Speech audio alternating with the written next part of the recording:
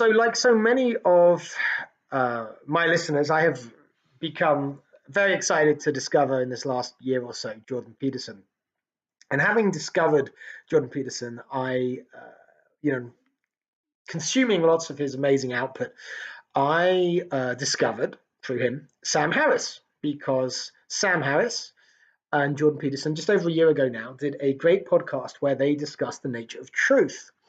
Now, I'm going to presuppose in this video that you've seen that podcast. If you haven't seen, it was actually two podcasts, where the two podcasts where Harris and Peterson, just over a year ago, discussed the nature of truth. If you haven't seen it, then you need to see it for the rest of this to make a lot of sense. I can't expound Harris's views or Peterson's views better than Harris or Peterson. And if you haven't discovered those gentlemen and you are intellectually curious, go discover them now. And you turn me off, go discover them.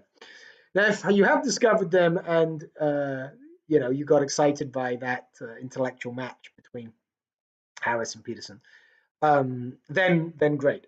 Then I've got some things to say about it. I know it's a long time ago, but I've been busy, and I recently got back to that podcast, and now there's a reason why I'm particularly excited about it, because actually, even as a teenager, I discovered that the thing I was most interested about in the world was the nature of truth, and so much so that, oh my God, at the age of 15, I was rapidly, reading material to scratch my philosophical and theological itch about the nature of truth and ultimate reality and how we could know or not know either.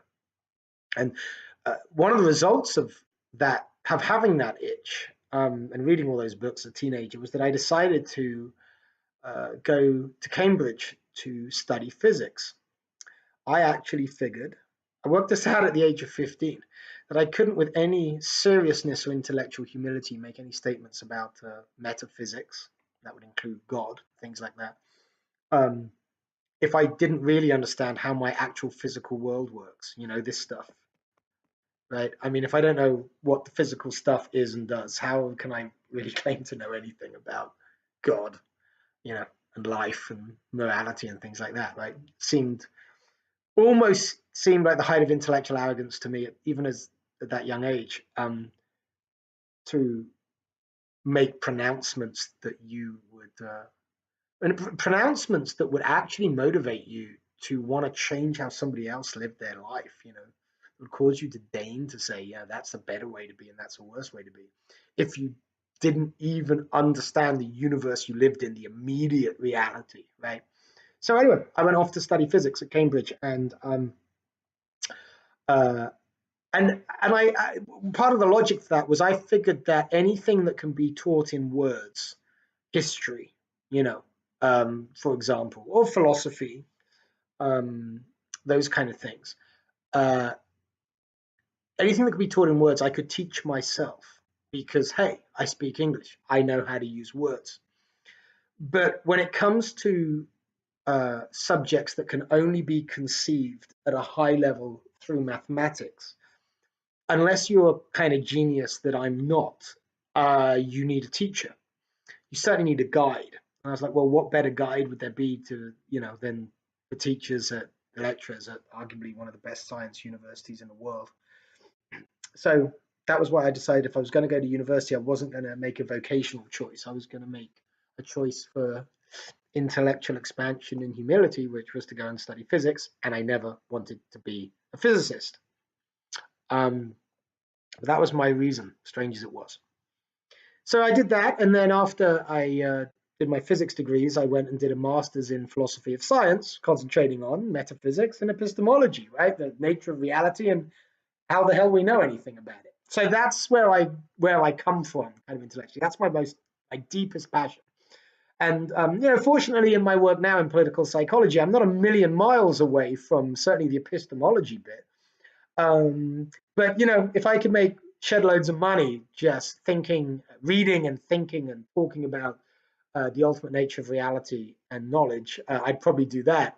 And who knows, maybe one day I can. But for now, I'll stick with the well, hopefully trying to regain American liberty and working on political psychology and communication to that end, because it pays better.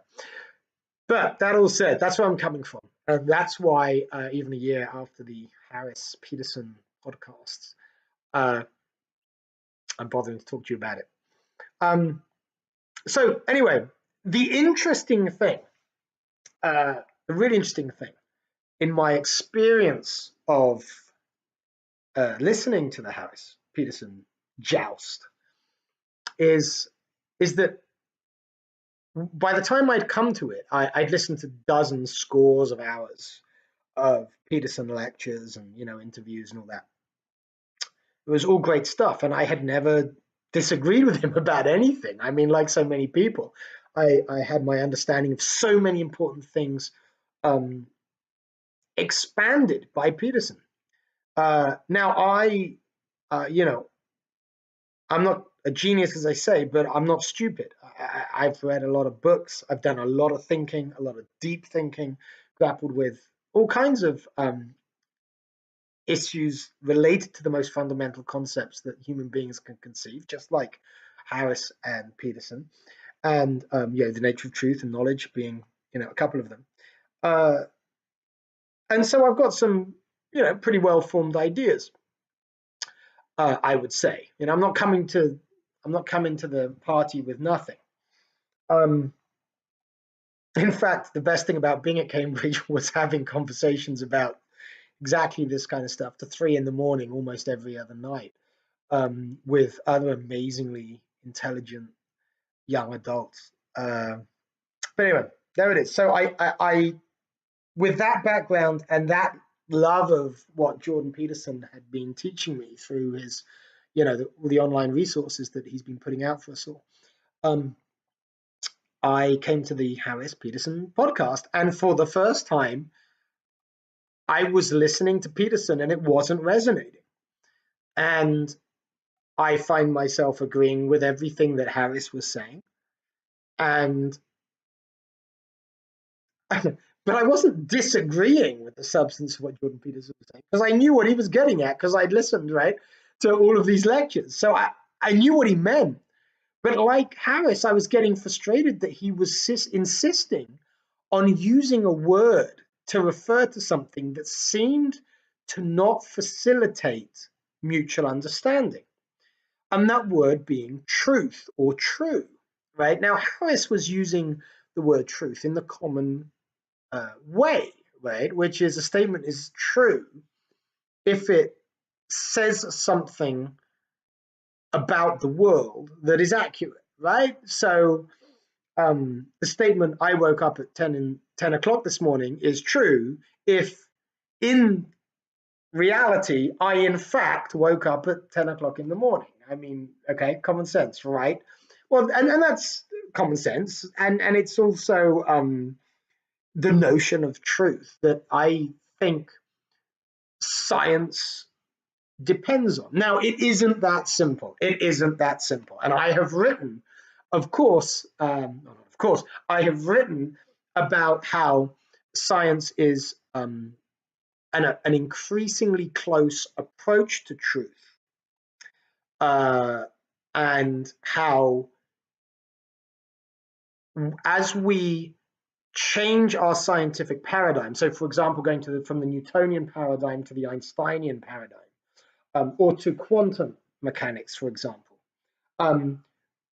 we may change the theory to accommodate. So we've got all this data, right? It's all explained by Newtonian mechanics, and then there's just this couple of bits of data out here that don't fit. But we can manage with Newtonian mechanics pretty well for quite a long time. It covers 99% of everything we've seen, and we're making predictions that are working pretty well. But then, of course, eventually, Einstein comes along and we get general relativity, and it throws the metaphysics of Newtonian physics out of the window, right? So in Newtonian physics, you've got time, you've got space.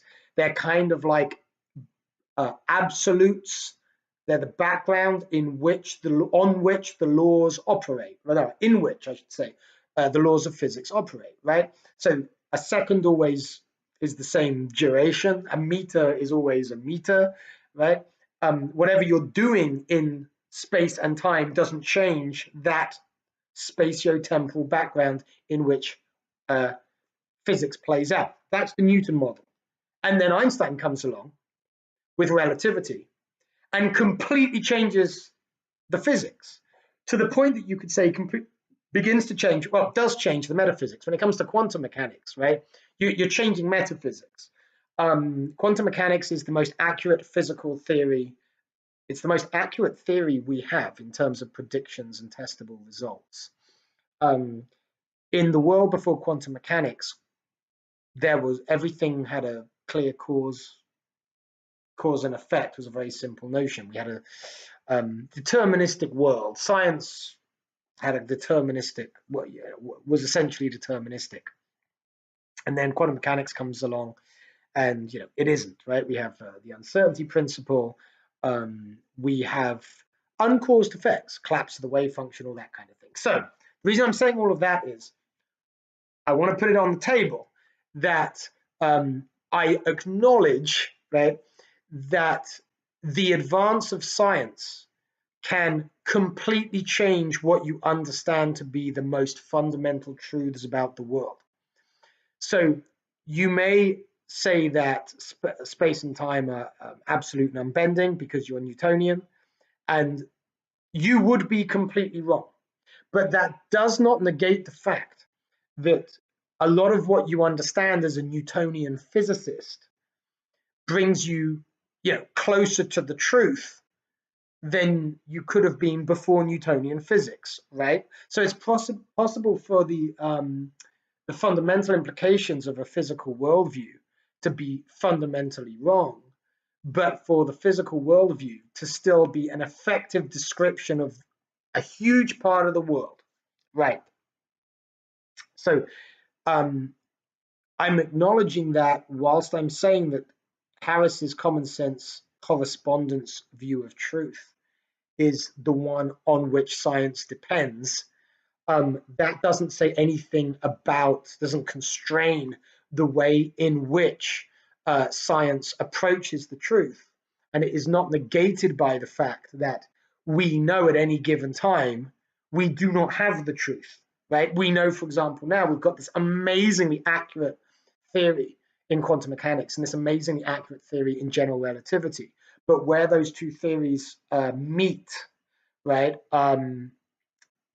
there's a contradiction. They contradict. We can't combine them.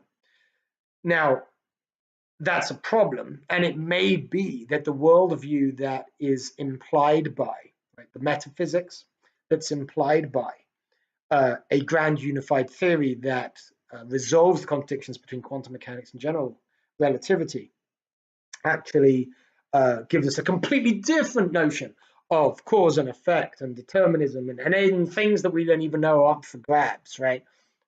All granted, still doesn't change the fact that most people use the word truth to mean what Harris said it means.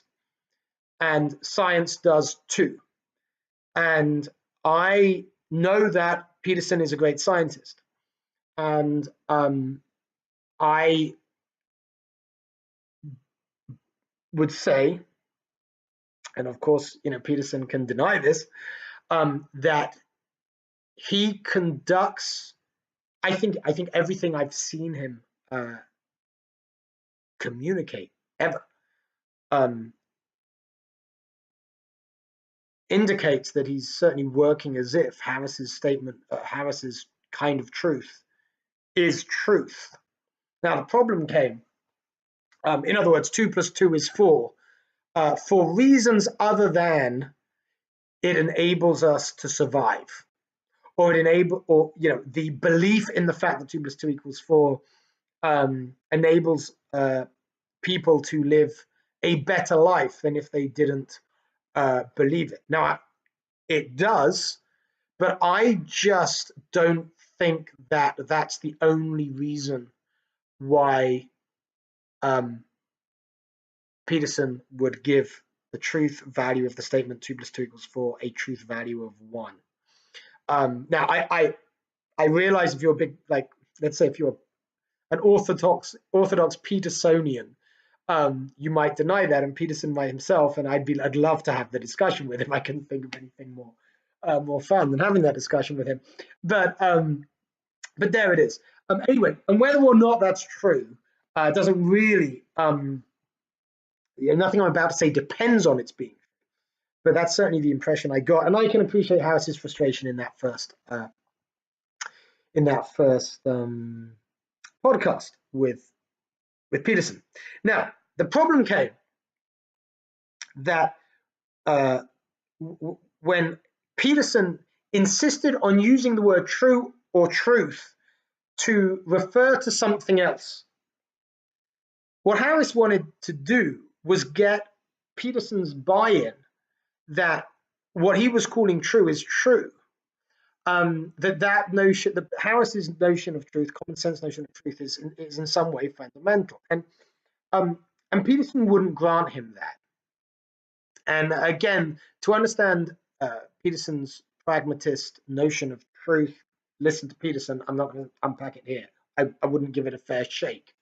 But what I want to say is this: as I was listening to that podcast, I was just wondering why Peterson didn't grant what Harris wanted, because the only thing that I think Peterson would have had to have let go of is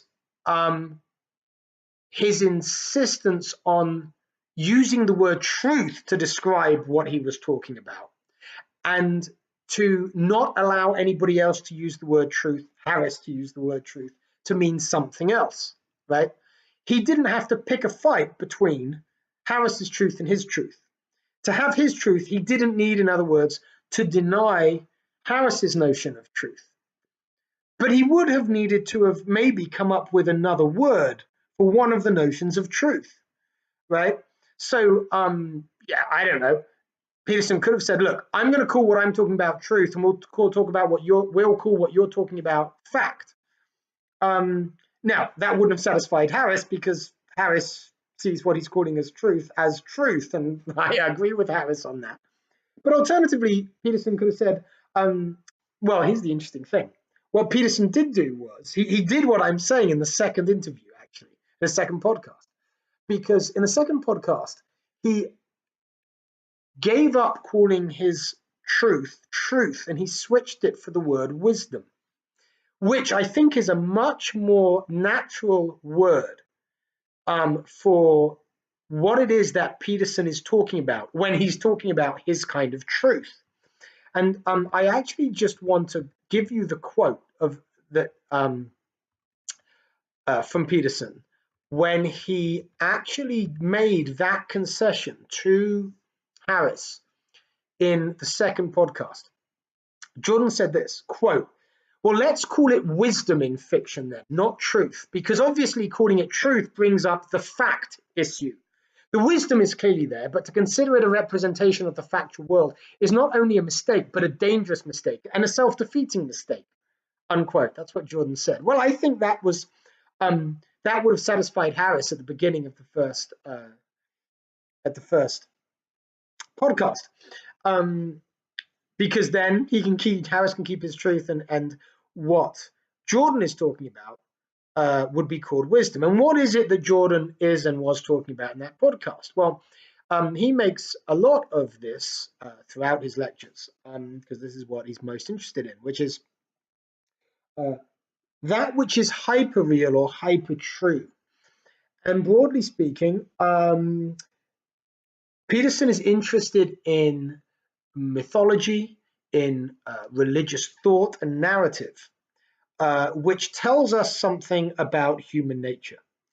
And he explains, and this is kind of part of what's brilliant and useful about Peterson, that if you look at the sum of all human experiences, or even the sum of a collection of narratives that try to speak deeply to the human experience, you can abstract certain principles that that can be lived by, right? That tell us something about human nature, and or tell us how to live given our human nature. Now, first of all, there is a parallel here with what physicists do, right, about the real world. As a physicist, you run experiments or you look at data about things in the world, and you idealize them. In fact, you may actually set up artificial situations where you can just change one variable. That's kind of what an experiment typically is, right? So you can try and extract an ideal or idealized, an underlying, a fundamental description that plays out in the real world among matter, objects, things, forces. Yeah. Now, these idealizations are kind of Platonic, right? So, in Newton, E equals mc squared. In Einstein, F equals ma. In Newton, in the real world, you never see just that thing, just that one law or principle playing out. Yeah, but it's always playing out in a complex system of other things. But you can extract the principle, and then if you're a physics student, you actually come to really understand the principle and get better at applying it by doing problems, right? You'll have homework to do, right? Where you will take that principle and work out how it plays out in other complicated, increasingly complicated situations where there may be other principles playing out as well, right? But you can understand the world better only when you've extracted the abstractions. When it comes to human nature, right, the parallel is, right, per Jordan Peterson, these hyper-real truths that Peterson will certainly say religions like Christianity will tell us stories to point us towards, all right? And indeed, right, this is what the Jungian archetypes are all about, yeah? So there's, again, the analogy. I may not see ever E equals mc squared, F equals ma playing out, but I can see the consequences of them playing out among all the other things playing out at once. Similarly with the Jungian archetypes, yeah? The Jungian archetypes that play out in situations that fictionally, mythologically, may be described by religious narrative. Yeah, so you have a situation where different archetypes are playing out, and you can extract the archetypes, the principles from the complex situation, or if you already have the archetypes, you can even, if you have the archetypes, just as if you have physical law, you can predict how the story will go, right? So there's definitely there's an analogy here. There's kind of parallel lines. There's a sense in which, in other words, scientists concerned with Sam Harris-like truth are getting to fundamental reality, abstractions of what we directly experience, and parallel between that and Jordan Peterson's finding these these principles of behavior, really of human nature, by looking at complex systems of people and how we interact. Right. Okay. Here's how I think there was an easy resolution between the apparent conflict between what Peterson was doing and calling his search for truth, and what Harrison is doing and calling his search for truth. And again, I want to use another analogy.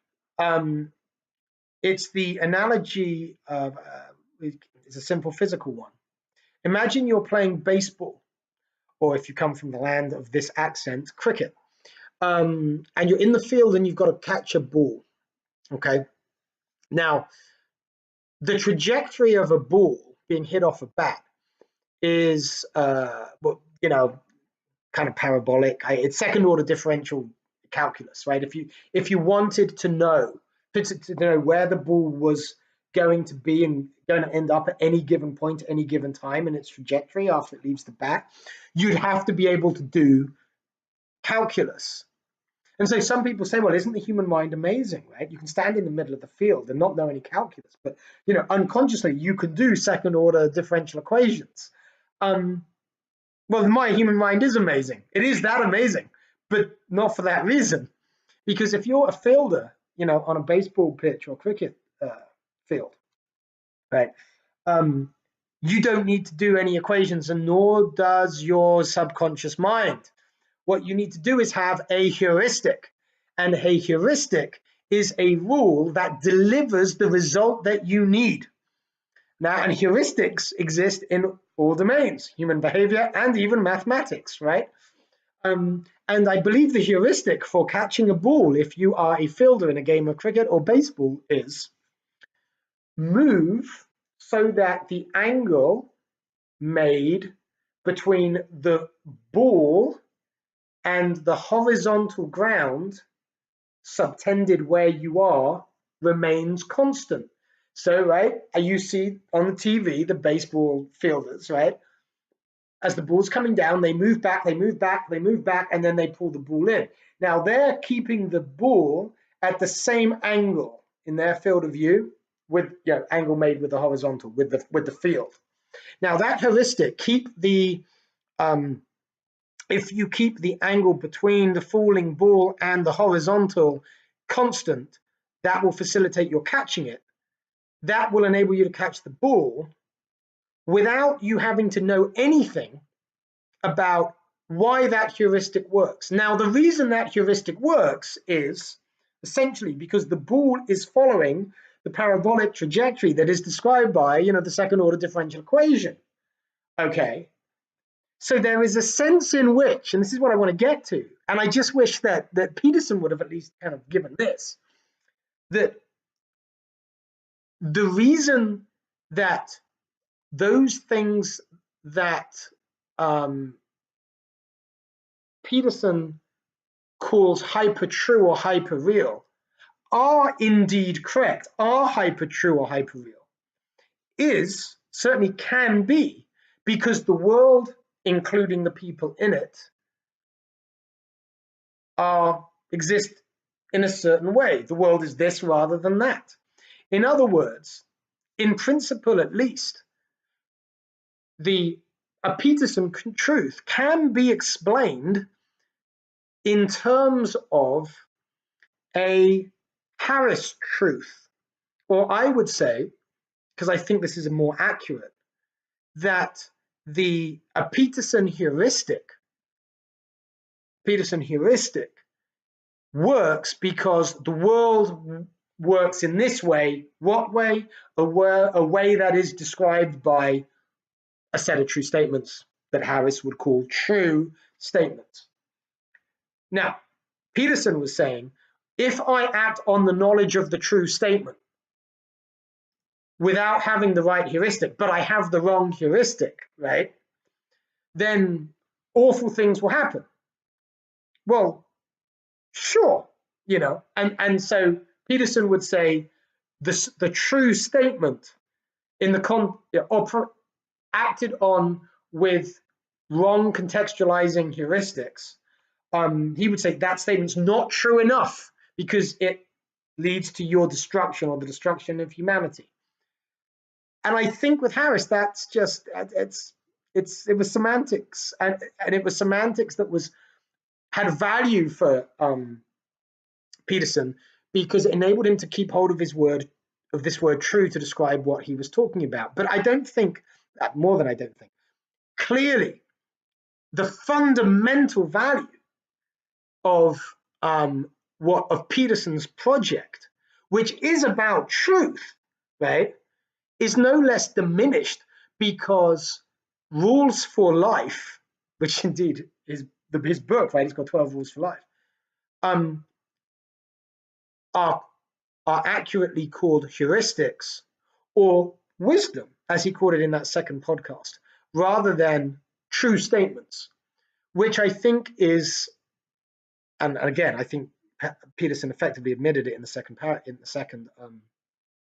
podcast, which I think is an unhelpful, what's the word? Not corruption, adoption, stealing of the word truth for another purpose. That means we can't now use it for a really useful purpose, which is the common sense purpose of 2 + 2 = 4. Yes, it does. I woke up at 10 in the morning. Yes, I did. Therefore, that's a true statement, etc., etc. So I wanted to just say, Harris can have his cake and Peterson can still eat it. Harris can have his true statements, and Peterson can have his hyper-true statements if he would allow, please, that the word true is just a little more confusing. His word wisdom is better, and that what he's really doing is getting to effective heuristics. Now, of course, there is something, and he's going to the most effective heuristics, right? And actually, and let's go beyond that. I've got to give Peterson more than that, because Peterson is essentially, he does have a scientific project with relation to human nature, and he is dealing with truth in this sense. What Peterson is doing is saying we can understand by looking at, at the world in all its complexity and human action, that if humans do this in situations like that, they get these outcomes. Whereas if they do this other thing in situations like that, they get these worse outcomes. They are if-then statements. They are statements that are, they boil down to empirical statements, right? I mean, in as much as that can be tested, yeah? And indeed, this is why that's obviously true, and it's the fact that it's true is reflected in the fact, and it's true in a Harris sense, is reflected in the fact that Peterson is tying up the heuristics, right, the hypertruths that he extracts from examining human behavior and human interaction and stories thereof in the great religions and myths. He ties them up with those understandings with psychology, with neurology, which explains why, right? So basically, he is there in that project using Harris truth to explain, in part, I mean, not completely, but this is the direction he's going in, to explain why his hypertruths, his hyperrealities, his most real statements are in fact the most real, right? Are in fact the best guides for living, in other words. And so, there is the sense in which Peterson is offering imperatives, right? Suggestions for life, rules for living. There's a sense in which they can always be framed as truth statements. As I say, if X, then Y. If you do this, then you get that. But if you do A, you get B, and you don't want B, right? Okay, so these two projects both relate to truth. And I think that, there not only could be a really productive discussion between those two, but it would facilitate understanding, Harris and Peterson, but it would facilitate understanding if Peterson would say what I've just said. I mean, he almost did in that second podcast, where he said that his statements about how to live, right, those hyper-real, those hyper-truths, were actually wisdom rather than truth. Now, I want to say something else that I've not heard anybody, I mean, I haven't watched all of Harris's videos and Peterson's videos, so it might be in there somewhere. But as a physicist, and Cambridge physics, it's pretty serious mathematics. We don't play around. I was very interested in chaos theory. Now, that is really relevant here in understanding exactly this distinction between Harris truth and Jordan truth that I prefer to call heuristic. Well, I prefer to call heuristic in as much as what is he trying to find rules for life? They are heuristics, right? But they relate to more general truth statements about, if you behave in such a way, you get this outcome. Okay, don't want to forget that, right? So I'm giving that both men are dealing in the realm of truth. Now, in a chaotic systems are really interesting. A lot of people think they know things about chaos, but they don't.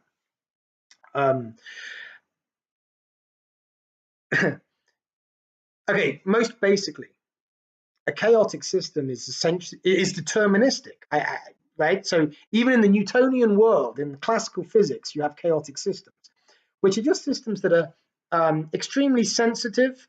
Not necessarily, they tend to be systems that are sensitive to initial conditions. Now, if you plot the state of a physical system that exhibits chaos, then the weather being a classic one, now the weather's a really complex one. You can have a pendulum on a string moving between three magnets, right? Just doing this, the pendulum on the strings moving between under the influence of the attraction of the three magnets, and it's tracing out a certain trajectory. And you could plot the position, maybe the x coordinate, versus the velocity of the pendulum as it moves, right? And that would give you a pattern. That plot would be a pattern. And as it moves, it would trace out in that velocity versus position space a shape. Okay, and you could look at that shape and you would see certain patterns in it. You would be able to say certain things about it. So, for example, that shape would have a load of loops in it that would be constrained within a region of the graph of the plot. Now, that's you could make a true statement about it, and it might be a useful statement in understanding how the system works, right? It might enable you to make, it would enable you to make some general predictions about the behavior of the system. But here's the important thing about a chaotic system, and it's critical to the Harris-Peterson discussion. You could make any number of accurate analyses of the pattern traced out in that space by that system, right? So you could look at its overall complex behaviors and understand it deeply. You may be able to say many things about that pattern, but it would not enable you, even in principle, to work out the physical properties, let alone the laws that are governing the system. Okay, so with respect to the weather, you may be able to, with increasing accuracy, understand the different patterns in the weather. You might see, oh, this is happening over here, that's going to produce a cyclone. And we're getting much better at that. And the more computing power you have, the more you can do that, right? You can make useful predictions about the system. But what you can't do, even in principle, by looking at the weather, is deduce the fundamental laws by which the atoms in a gas move. They're the fundamental laws, and indeed the properties of the gases in the air are all fundamental to what the weather's doing. But by looking at the complex system in general, you can't get down to the entities that you would need to be able to completely understand in principle to be able to explain and predict completely the complex system, right? So you've got a level of description problem, yeah?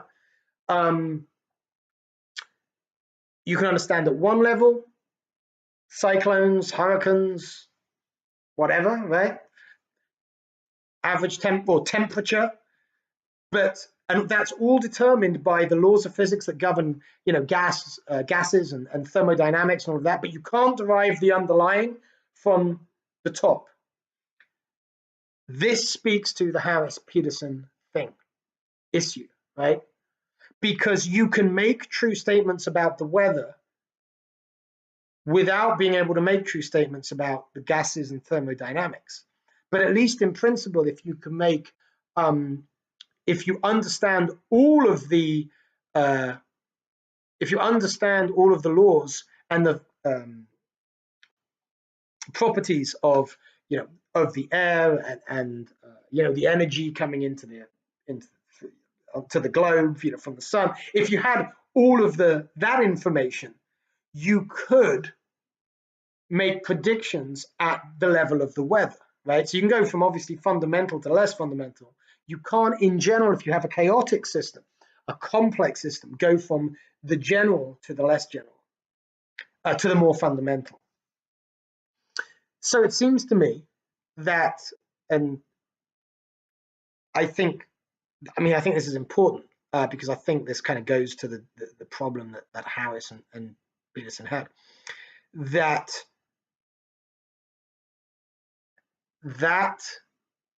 level of description problem is really the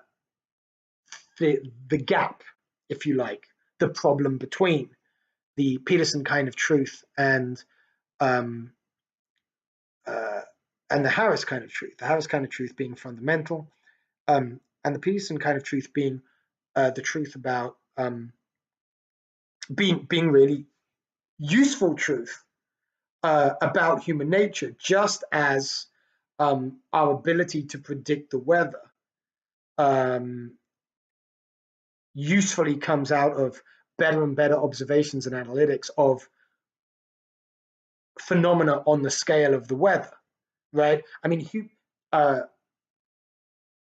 Peterson is looking at human behaviors and coming up with heuristics that can be framed as true statements about something at on the general level, the level of human behavior, a kind of a macro level, rather than a fundamental level that Harris's science is trying to get to.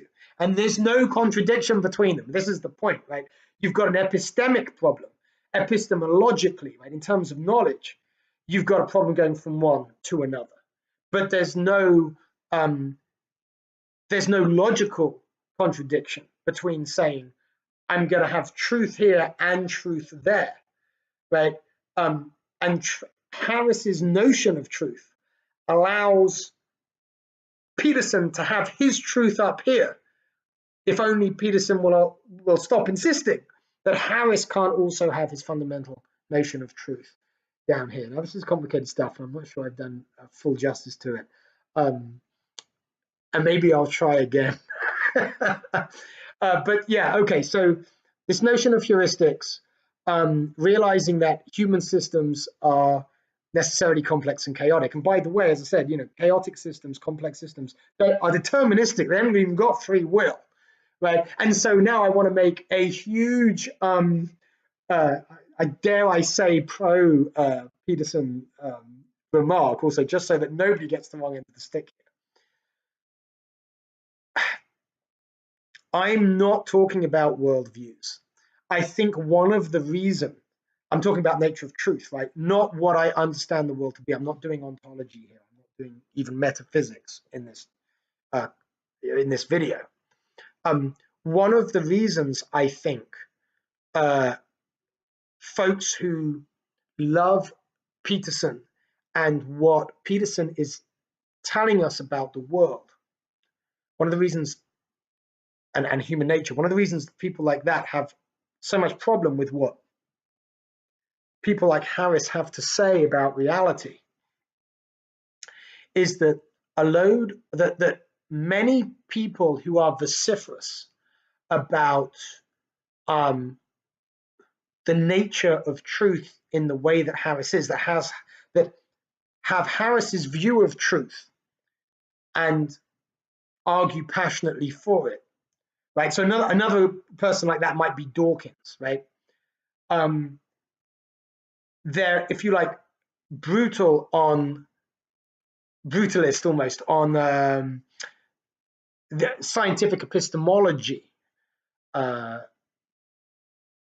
Those people also tend to be, when it comes to metaphysics, materialist, They tend to be atheist materialist. They tend to want to reduce mind.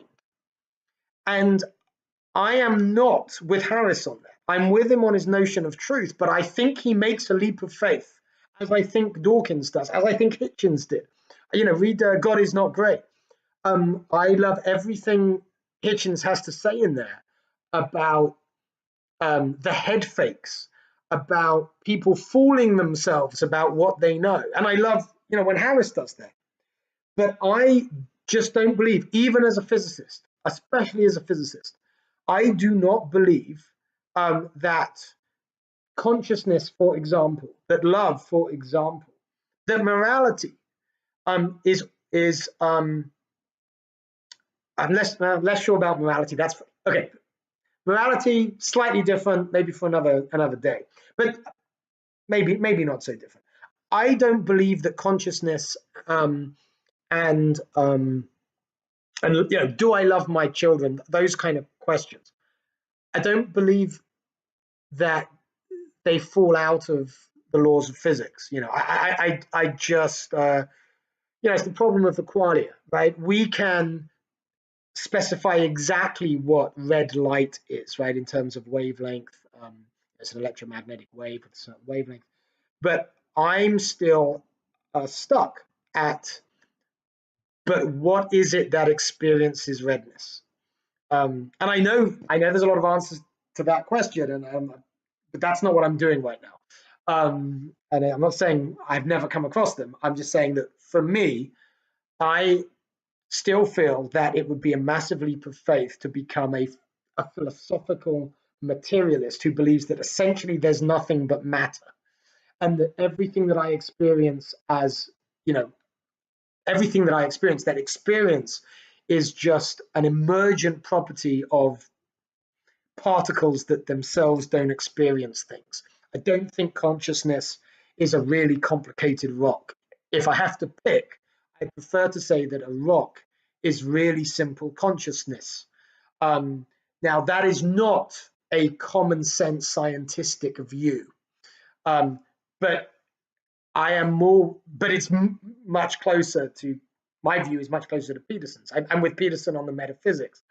I'm just not with him on his use of the word truth, right? So the reason I just went down there is I think people who are uncomfortable with or who reject Harris's, Dawkins' worldview, materialist worldview, it's almost a not a character thing, it's a flavor thing. What's the disposition? It almost comes down to disposition, that they don't like.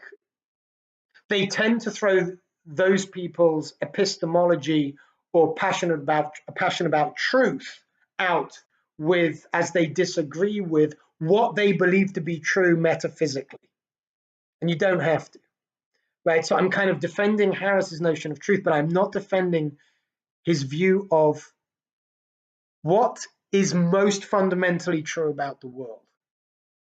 To put it another way, it may be that Peterson's heuristic that, and I'm not saying Peterson has said this, but this is the kind of thing he probably has said it. He's almost said it.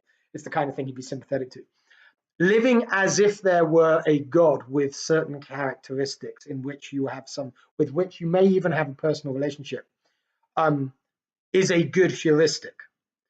I believe with Peterson that may be because it is actually true in the sense of Harris, right? But I know that Harris would not allow that, right? Harris would reject that for reasons of evidence. He'd say, well, that just isn't true. So the heuristic may work for other reasons about the nature of the world, but not that one, because he's, as I say, he's a philosophic materialist. He does not believe in God. He can't allow that, as it were, right, in his metaphysics. But so I just want to be clear about that. So anyway, touched a lot of stuff. Harris, Peterson, and I could go on forever, and I've gone on for, I see, 49 minutes. I've never done a video like this. And if you want me to stop, I'll never do one again. But if you are interested in this, or you get anything out of it, or you want more bits of it and less of others, or anyway, or you just want, hey, Robin, stick with the politics, that's all good. But I hope you found it interesting. All right. Thanks, everyone. Take care.